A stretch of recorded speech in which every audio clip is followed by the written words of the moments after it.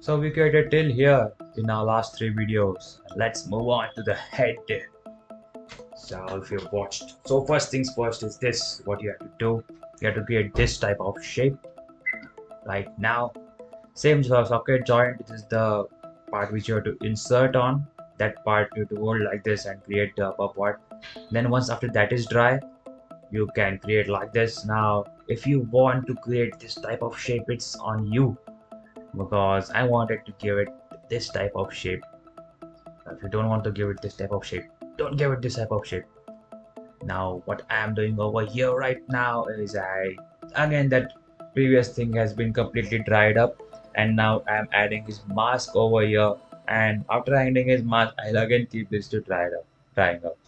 Creating the face is more difficult. I always feel that, because face is the important part of the body, and if you screw up with the face, whole figure gets completely thrown out.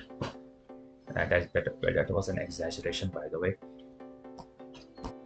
So I'm trying to give it a shape which I want. You can choose any shape you want. And later on, after that is dry, I added the upper helmet part over here. This is the simple shape that I have given to him. It depends on you whether you want to give this shape. You can give same like this. Don't want, then don't. Now, since all it is ready, this action figure also acts like what they call it as a model kit, right? Where you can join all the parts like this. One, two, three, four. How many parts are there? Let me count right now. Yeah, 10 parts, right? Perhaps I'm right. Maybe 11. No, there are 11 parts, right?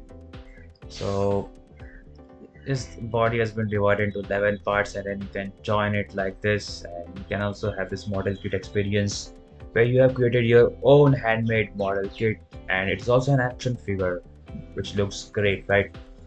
According to me, it looks great now. But yeah, if you feel it doesn't look great, then it's completely fine. But yeah, that's how it will look.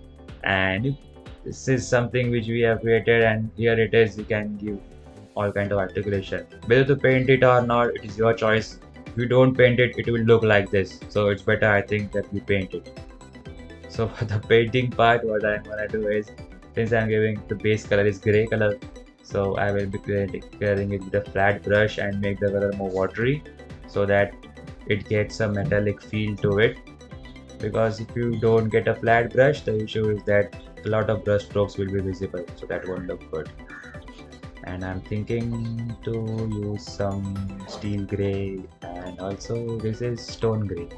So for the front part, I'm thinking that I should give some stone gray, and later on for the back part, I'm thinking I should give some steel gray.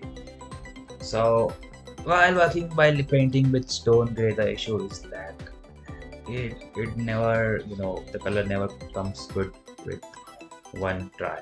So you will have to give the color 2-3 times so that it looks proper. So it is ready, you can see.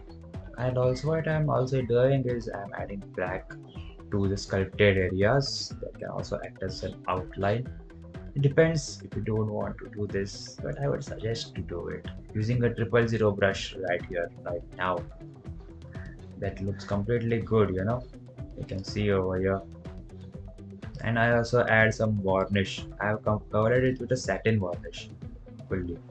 You can see it gives a good shine to this.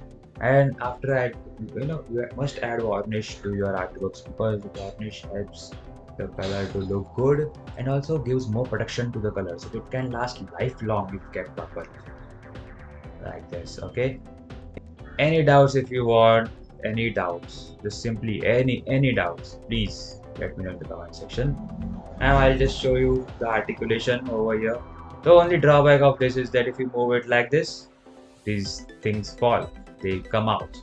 So I don't use this technique to create my favorite action figures or anything like that. That technique I'll explain in my further videos, but this is the easiest technique, and it is important that I'll show you this technique first, so that in case if anyone who is new to this clay, they will find it very easy. You can see the parts are falling a bit, but they can be tightened up later on. Now they won't fall. You can see I'm getting movement to the foot like this, and you saw the legs as well. Now hands movements are like this. The drawback with these joints is that you get only movement in one direction, like that. You do one axis movement is the perfect word for it. You see, you can look up down. Wait, how is he looking up down? Well, because I have used a ball joint over here, and I have made that ball joint with the help of molded clay only, and I will explain that in a further video. Ball joint tutorial is also coming soon. So let's pose him right now. This is posing. You can see over here. I'm using the waist joint, and I'm trying to give him different pose. Also, it is very important that your figure stands out. Figure can stand, right? If you have done the weight distribution, that is adding more weight to the legs and using less clay to the body, then it will stand out perfectly, or else it won't stand perfectly. So it is important that your figure stands, right? So you have to create the foot area also proper flat as well. So here it is completely ready, and thanks a lot for watching all the 4 videos. If you really watch all 4 videos, then big thanks once again. So see you next time with a new creation.